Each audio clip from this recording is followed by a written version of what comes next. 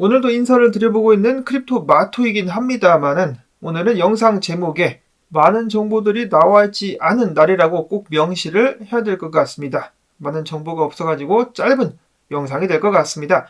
자, 그래도 준비한 소식들 한 번씩 알아보도록 하겠는데요. 미국 내에서 유명 거시경제 분석가로 활동을 하고 있는 린 알든이라는 사람이 있죠.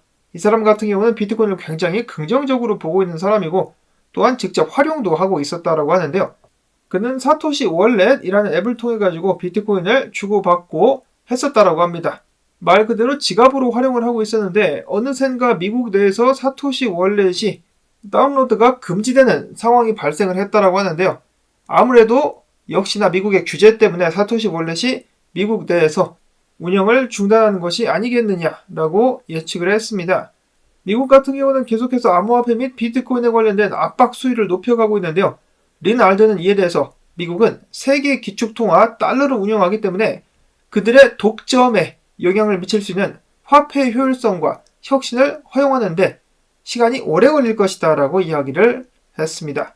즉 달러의 위상을 계속해서 유지시키기 위해서 온갖 노력을 다하게 될 것이다 라고 이야기를 한 것인데요.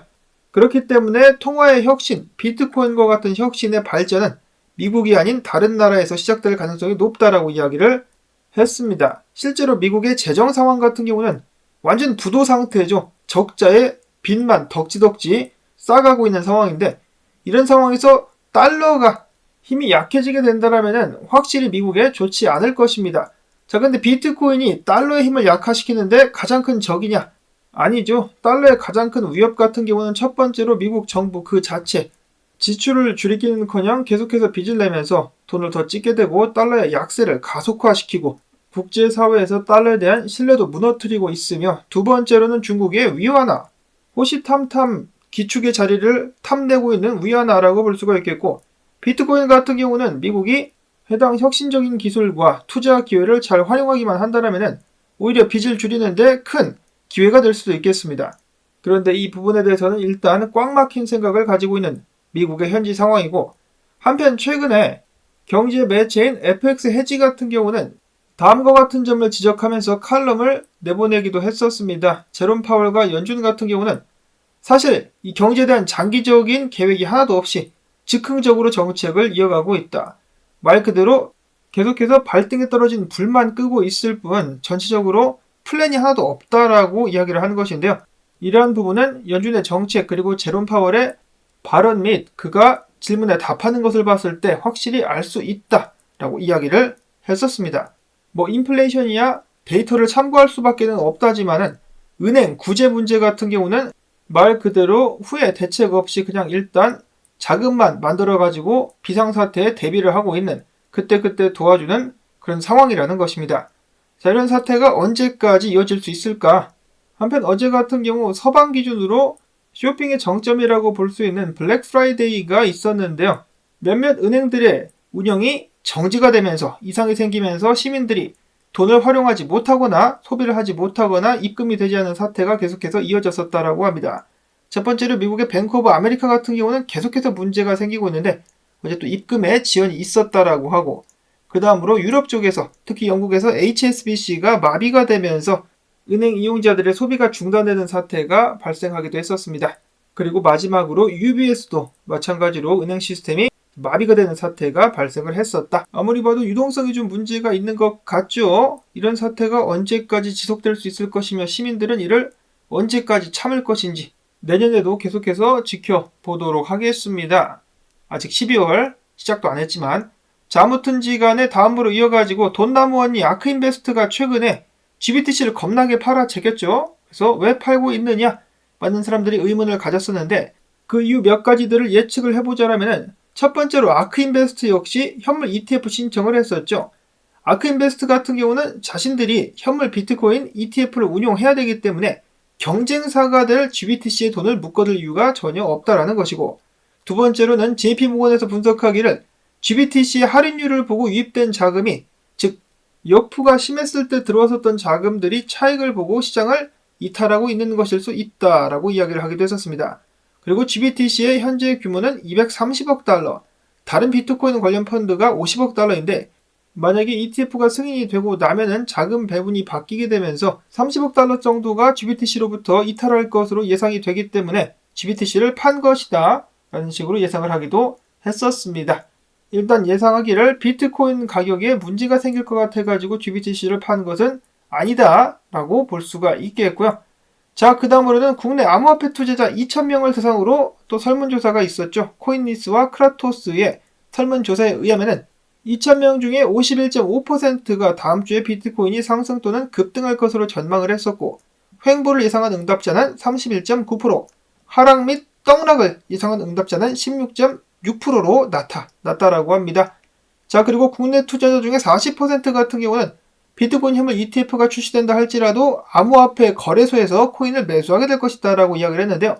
사실 ETF 같은 경우는 이미 암호화폐 투자에 익숙한 사람들을 위한 것이 아니고 기관이나 기업들 그리고 암호화폐 투자에 어려움을 겪는 사람들이 좀 더 쉽게 비트코인에 투자할 수 있도록 돕는 역할을 하는 것이기 때문에 일반 투자자들은 큰 변화 없이 그 전에 하던 대로 계속해서 투자를 하면 되겠죠. 이어서 비트코인 분석 넘어가 보도록 하겠습니다. 제이콥 캠필드 같은 경우는 과감한 분석, 비트코인 가격 48,700달러까지 일단 올라가고 볼 것이다 라는 예측을 내놨는데요. 그것에 대한 근거는 다음과 같습니다. 과거에 2014년도에서 16년도 그리고 2017년도 때도 비트코인은 언제나 고점 대비 피보나치 0.618자리까지 올랐었다가 큰 조정을 받았었다라는 것인데요.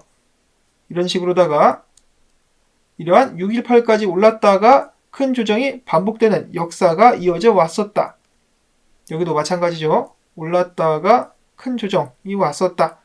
이를 기준으로 봤을 때 비트코인 지난 고점의 618자리인 48,700달러 선까지 오르고야 말 것이다 라고 이야기를 하는 것인데요. 해당 자리까지 오른 뒤에는 약 35% 정도 조정이 나오게 되면서 31,000달러까지 비트코인 가격이 하락하게 될 것이다 라고 나름대로의 논리와 역사적인 근거를 통해서 이야기를 한 것입니다.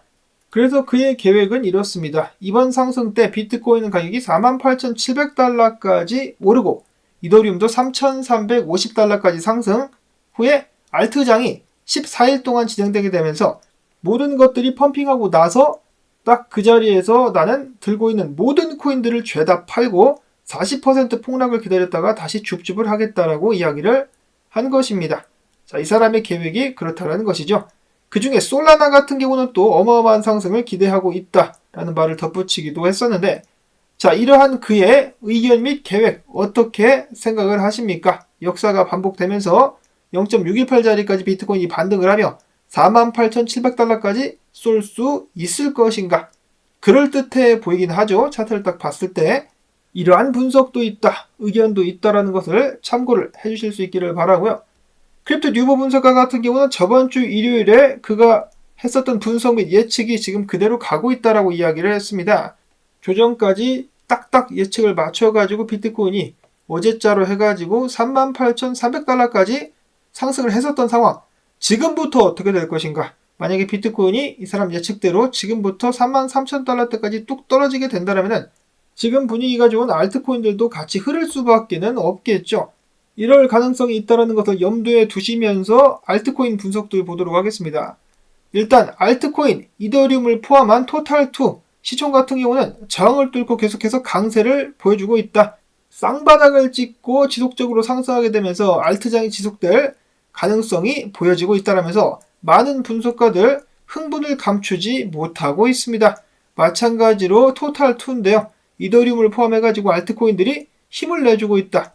겁나게 달려버릴 준비를 하고 있다는 그런 분석들이 이어지고 있는 가운데 무로 분석가 인젝티브 프로토콜 빼놓을 수 없지 않겠느냐. 19달러까지 고고싱. 그 다음으로는 PYTH. 사람들이 정확히 발음을 뭐라고 하는지는 모르겠지만은 피스 네트워크. 최근에 나왔었던 조정 후에 지속적인 상승 예상해볼 수가 있겠다라는 분석 나오기도 했었습니다. 이제는 LG 분석가 같은 경우는 유니스왑이 이런 식으로다가 조정을 받게 된다. 지금 전체 하락 추세 저항을 뚫었기 때문에 지지 확인하러 내려왔을 때 이 자리부터 한번 매수를 들어갈 의향이 있다라고 밝혔습니다. 가격대는 5달러 60센트 정도 부근이 되는 것 같죠. 박스가 이런 식으로다가 상승을 예상을 했었고, 그 다음에 페페도 마찬가지입니다. 개구락지도 한번 띄워보자. 이런 식으로다가 개구락지가 다시 착지하면서 지지 확인을 했을 때 이런 식으로 상승할 가능성이 있다 라고 예측을 했었습니다. 그 다음에 블런치 분석가는 여전히 솔라나의 슈퍼 떡상을 예상을 하고 있었는데요. 이런 식으로다가 흐름이 이어지게 되면서 80달러까지 무난하게 상승할 수 있을 것이라는 희망 회로를 불태우고 있었습니다. 비트코인이 자빠지지 않으면서 알트 시총이 높아지게 된다면 알트코인들 지속적인 상승을 이어갈 수가 있을 것 같은데요. 다만 참고할 것은 제가 한 2주에서 3주 주말마다 연속으로 알트 상승에 대한 이런 분석들을 모아가지고 공유를 해봤을 때 그 후에 비트코인이 계속해서 떡락하면서 흐름을 뒤죽박죽으로 만들기도 했었습니다. 자, 과연 비트코인 이번에는 순순히 사람들이 돈을 벌 수 있도록 도와줄 것인가? 아니면 다시 한번 흔들면서 투자자들의 마음을 복잡하게 만들 것인가? 지켜보도록 하시면서 나온 정보들 오늘도 도움되셨다면 주말 광조 때 가즈아! 그리고 또한 암호화폐 지갑 필요하신 분들은 아직도 세일이 진행되고 있습니다. 참고하실 수 있기를 바라면서 저는 다음에 새로운 소식 가지고 또 인사를 드리도록 하겠습니다. 안녕히 계십시오.